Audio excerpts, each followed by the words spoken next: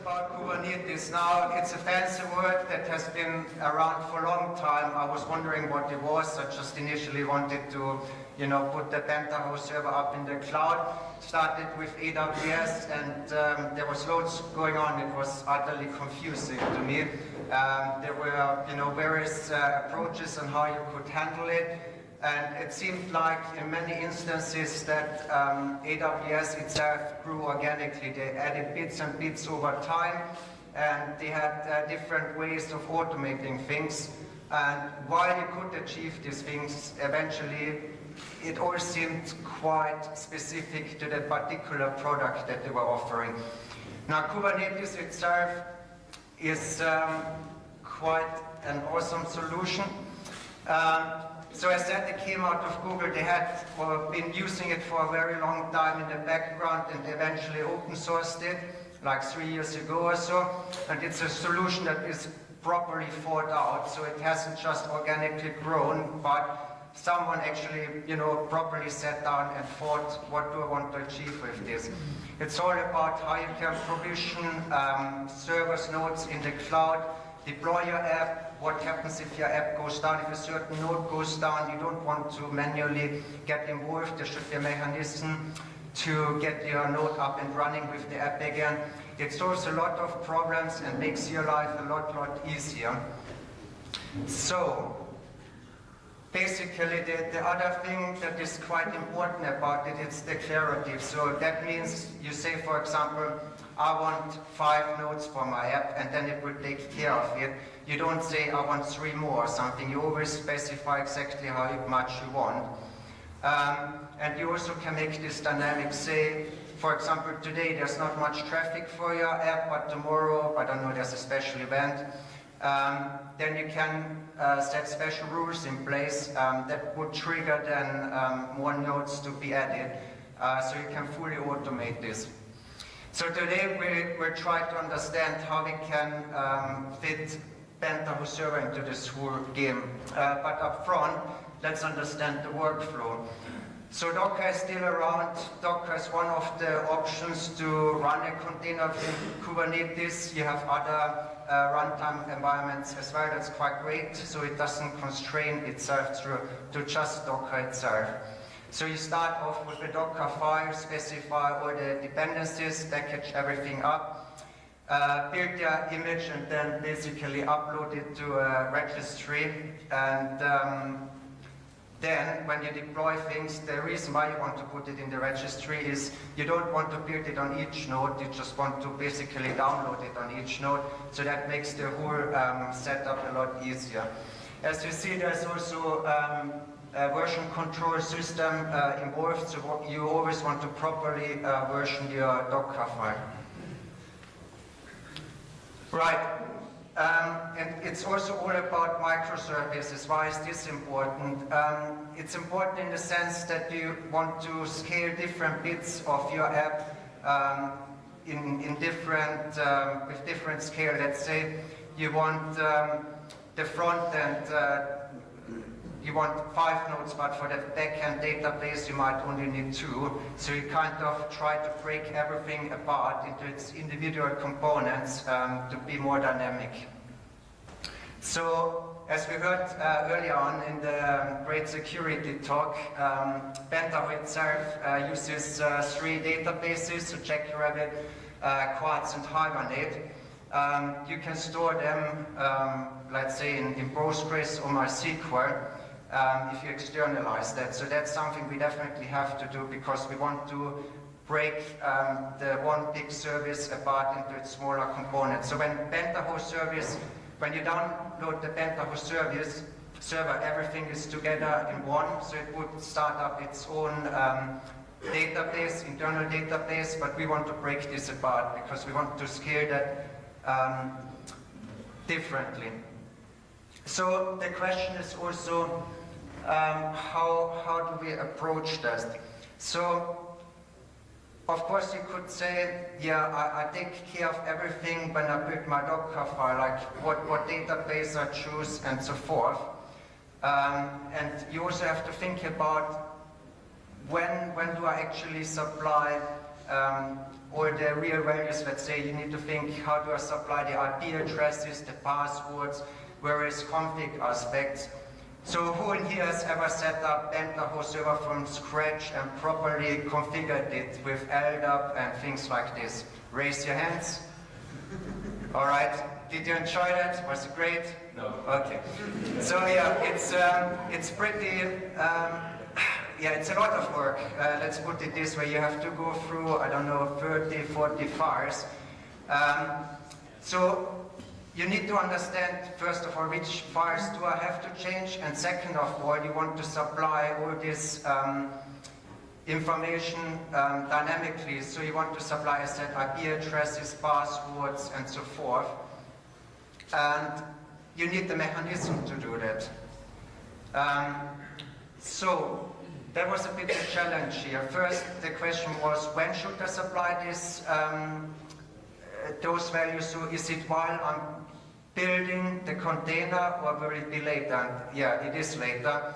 So later meaning when it actually starts up on the node in the cluster, when you have all the information available, like the IP of your database and so forth. And I used a service called config.d, which is really quite nice.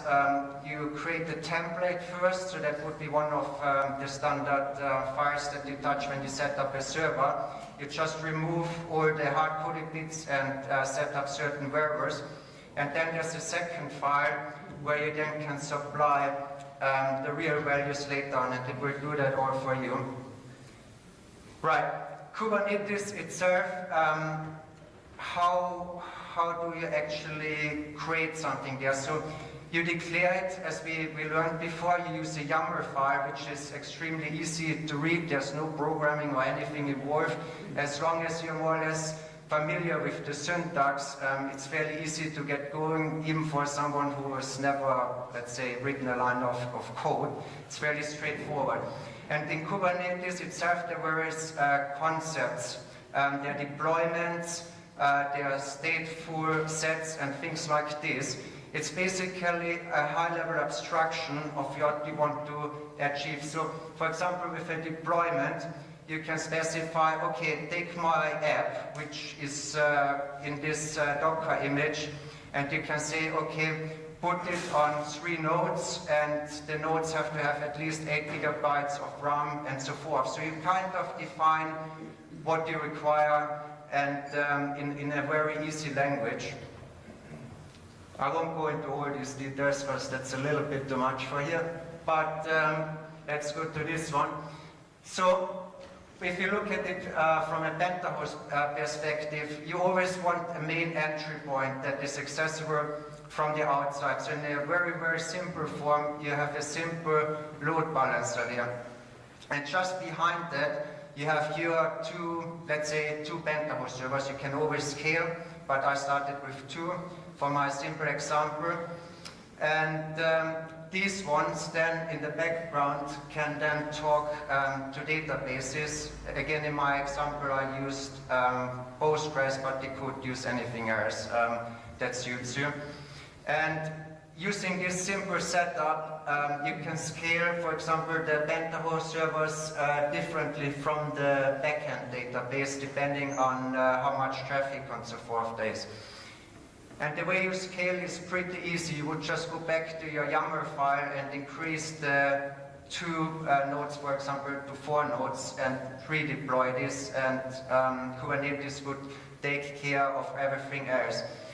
Another interesting aspect is that, for example, if one of the nodes goes down, or one of they call it pods, where the container is running, and if it goes down, it will automatically try to restart it. So you won't have like a call out in the middle of the night asking you to, bring one of the nodes back. So it does a lot of this hard work for you. So I talked a little bit about the YAML, but before you can get going with this, in example with Google Cloud and as well with AWS or any other service, you need to first get your cluster going. So you specify which zone you want to run, you specify how many nodes you want to use for your cluster, get the credentials, and This is basically just setting the scene before you then, in the next step, start with a few other details. So if we look here, we first read in some essential details, for example, the passwords. That's one way of doing it. You could also supply it as a file or other things. Next then, we, when it says here at the bottom, for example, kubectl create the Postgres deployment, these are all our instructions which we see over here. So it will send this definition up to the cloud, and Kubernetes will take care in this case of deploying just one node with this image here. And then we also specified on the other side how much memory we need and so forth. Any other details? Yeah, we also specified like which kind of disks we use to persist the data and other bits and pieces. And as you can see, even if you are not familiar with Kubernetes, if you just go through it roughly, you will already get a slight idea of what it is about. So it's not going to take you long to write one of such files. In front of our database, we also put another load balancer, but this one is internal. And the reason why we want to do this is, imagine we decide to spin up another node with a database, and imagine that one goes down. So we will get a different IP address again. Having a balancer or cluster be in front of it, make sure that you have one single entry point where the IP always stays the same.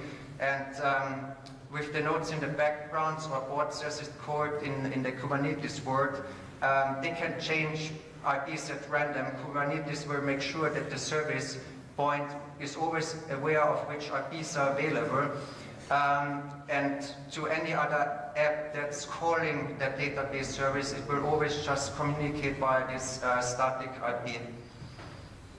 So it's quite a useful concept. In regards to